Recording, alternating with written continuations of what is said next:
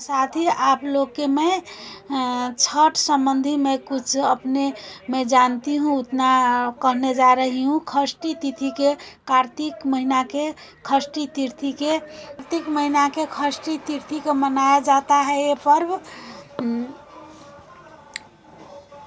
ये पर्व इसमें सवेरे से मेन षष्ठी तिथि का अधिक महत्व है।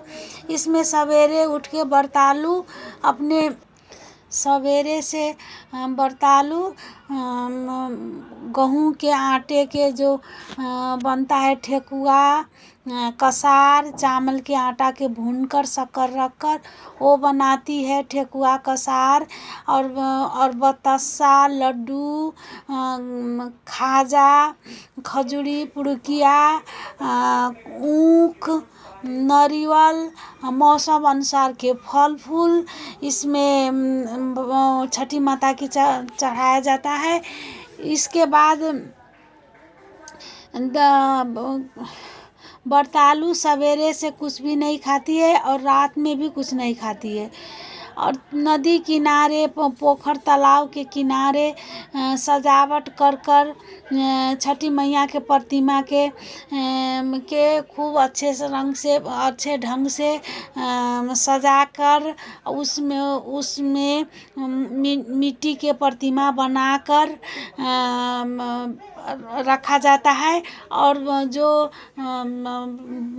बनता है जो प्रसाद उसमें सब बांस के डलिया सूप ढकना माटी के सरवा और उसके बाद हाथी अनेक चीज़ सब जो होता है सो वो मिट्टी के और बांस के और तांबे के पीतल के बर्तन में इसमें रख कर ले जा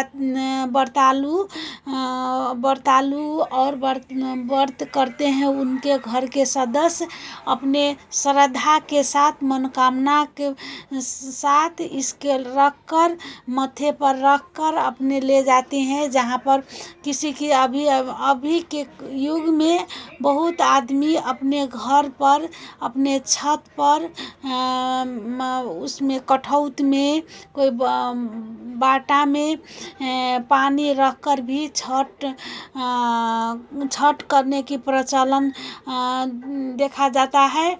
और इसी ढंग से उसमें छठी मैया के जो प्रतिमा बनाया हुआ होता है उसके आगे पीछे दीप धूप अगरबत्ती सब बाल कर वहाँ पर बैठकर व्रतालु जाती है और वहाँ पर 3-4 बजे से इसमें उगते हुए सूर्य नारायण की नहीं डूबते हुए सूर्य नारायण के मेन पूजा होता है।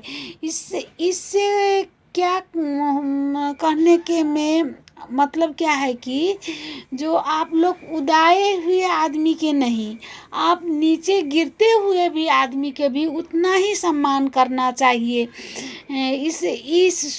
इस व्रत में बहुत ये मायने रखता है ये बात के। उसके बाद अर्घ दिया जाता है इसको प्रसाद को अर्घ बोलते हैं। वो प्रसाद लेकर पानी में व्रतालु स्नान करती है।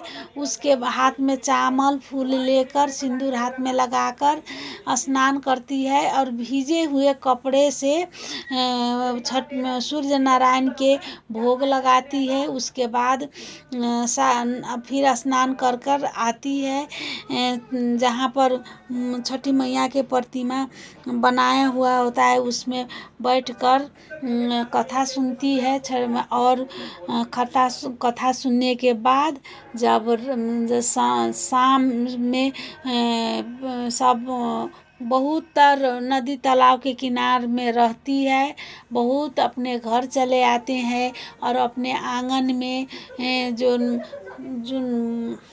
अर्घ सब होता है ऊख होता है उसमें हाथी होता है उसमें झली मली बत्ती बाल कर सब अर्घ के ऊपर बत्ती बाला जाता है। सबके लिए भाकल होता है। अर्घ का मतलब सबके लिए नारियल केरा बहुत जुन प्रचलित मौसम के अनुसार फल फूल होता है उसके वो चढ़ाया जाता है। इसमें आप देखिएगा तो इसमें धान की कटाई के सीजन आया हुआ होता है, इसीलिए आप सूप डगरा सब रखा यूज होता है किसान के लिए। और ये ढकना है उसमें भी यूज होता है। वही अनुसार आप ये परापूर्व काल से चलाया हुआ पर्व है। ये इसमें बहुत धार्मिक मान्यता है। इस तरह से फिर रात में डाला जगाओ कहा जाता है, वो रात में अंगना में व्रतालु फिर सब जितना अर्घ होता है वो अपने आंगन में रख कर झलमिल कर कर रखती है और गीत नाद गाती है। और उसके बाद सब फिर अपने जगह में डाला में रख दिया जाता है।